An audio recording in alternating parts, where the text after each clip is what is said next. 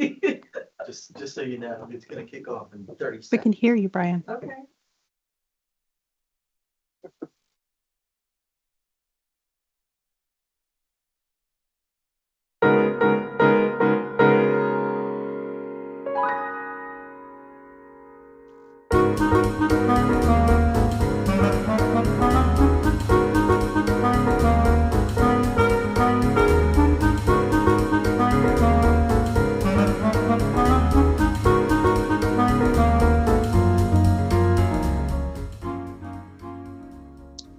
Good morning.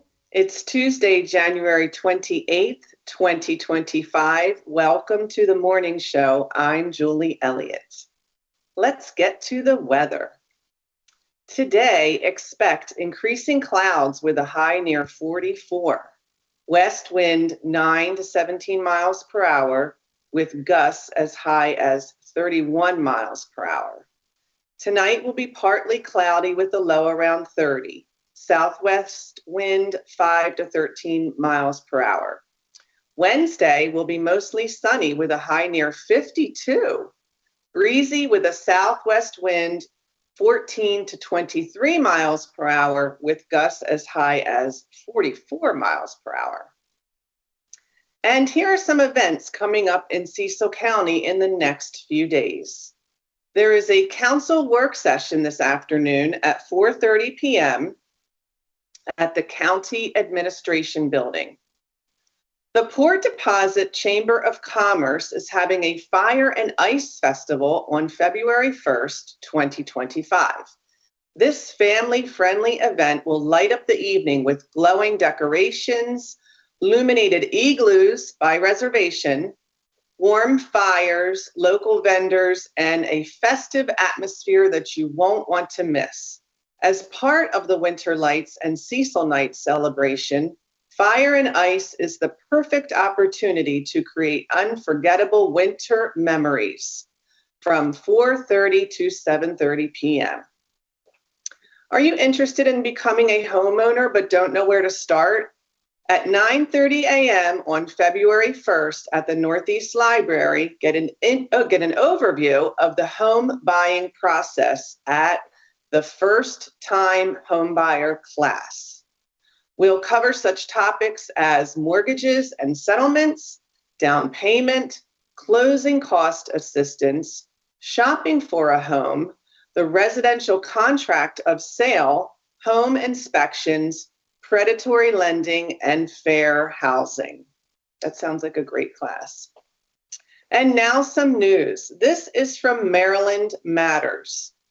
As police use of drones to track suspects and respond to emergencies in Maryland increases, some lawmakers are concerned that the use could move from being reactive to proactive.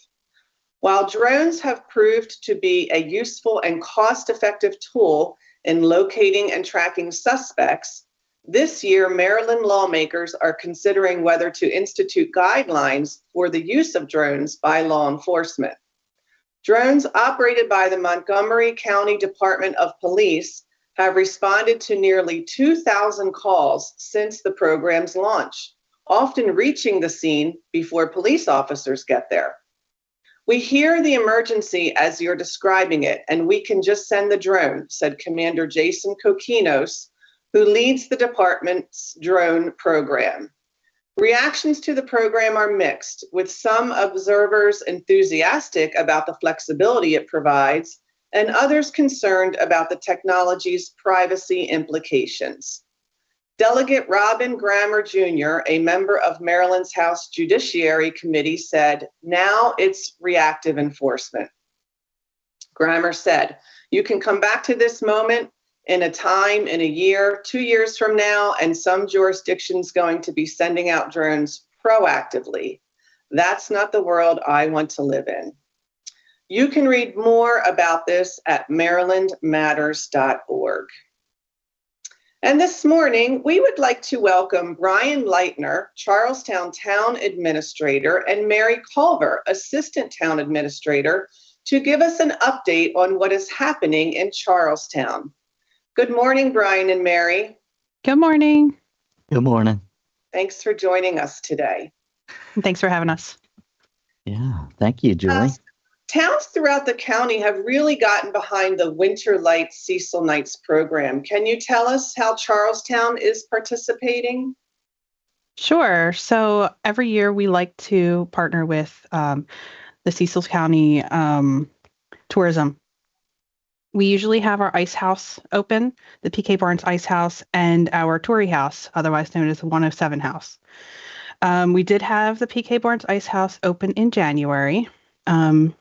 We like to open it up. It was remodeled by Jeanette Armour and Sunny Diamante, and it's beautiful. So if you ever get a chance when we have it open, please stop by.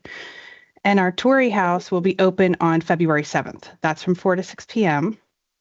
We do have, for both of those events, we have the Wellwood Restaurant and Market Street Cafe, and they cater for us just to get everyone out into our town to experience the rich part of our history and to have a little taste of our restaurants.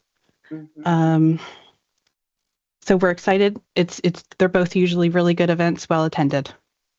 Great. And the annual wait-in on June 14th sounds like a fun event. What is the purpose of this event?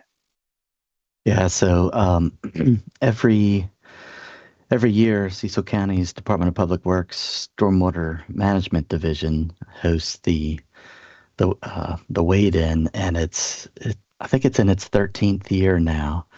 Every other year it's in Charlestown, and then the other year it's at Elk Neck State Park. And the founding of the wade-in was basically, it goes back to Senator Bernie Fowler. I think it was maybe 20 years ago-ish.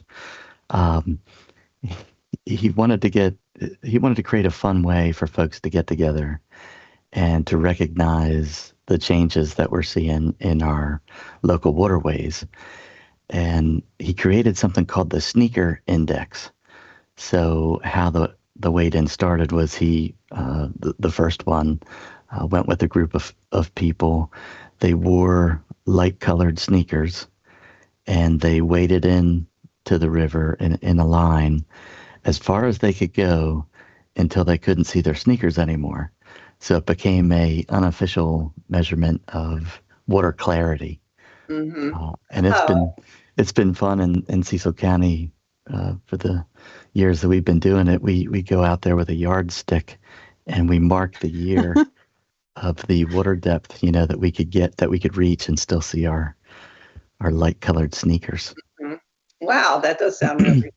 So that's, yeah, the event's from 10 a.m. until 2 p.m. and the highlight, the actual wade-in, is around noon. That's when we go into the Northeast River. Okay. But while we're there all day, we this year we're trying to create some new, and we have some tried and true vendors like the local Fairhill Nature Center will be there. Mm-hmm. But we're trying some new ideas to get a little bit more interactive. We have the Fishmobile from the Phillips Wharf Environmental Center. They have 13 live animal tanks in a bus. Wow. Which we think folks will enjoy visiting. And then we also have the local, the Skipjack Martha Lewis, which is a colonial oyster dredging boat. We're trying to work out the details and figure out where it could park here in Charlestown so that folks could go visit the boat and see how the operation works. Sounds really fun. Is there anything else that you wanted to share about what's happening in your town? Let me see. We do have, I'll tell you, in Charlestown, I think like most jurisdictions, we have challenges with stormwater management. Sometimes the increased rainfalls we're experiencing, our drainage systems just are quickly overrun, and it causes concerns for both town-owned properties and even local residents. And one thing Charlestown is doing is, in its athletic complex, we're designing a stream restoration project, and it's not just the main stem of what's called Red Rum Creek. It's all the tributaries that drain into it in a park setting. We're trying to enhance the ability to actually direct some of the stormwater drainage from roads and direct it, treat it, slow that water down in the park without compromising our ball fields, tennis courts. We think it's going to be a pretty exciting amenity for the community when it's done. One thing that kind of ties in with the wade-in as well is our purposeful use of native plants and landscaping in all of our parks. We've been just trying to enhance wildlife habitat while at the same time maintaining our natural beauty. So I think we're becoming a little bit of a showcase town or demonstration projects in that regard. Yeah, it is a really beautiful, quaint little town. I always enjoy myself walking around and going to the Wellwood, and yeah, it's got a nice vibe there, definitely. Agreed. Thanks, Julie. That's what we're trying for. Yeah. Thank you so much for coming on today and sharing with us what's been going on. And thanks again for having us. We appreciate it. Thanks for having us. You're welcome. And thanks for watching Cecil TV. If you think programs like this are valuable, please consider becoming a donor to Cecil Public Media. Please like us on Facebook and subscribe to the Cecil TV YouTube channel. Have a great day.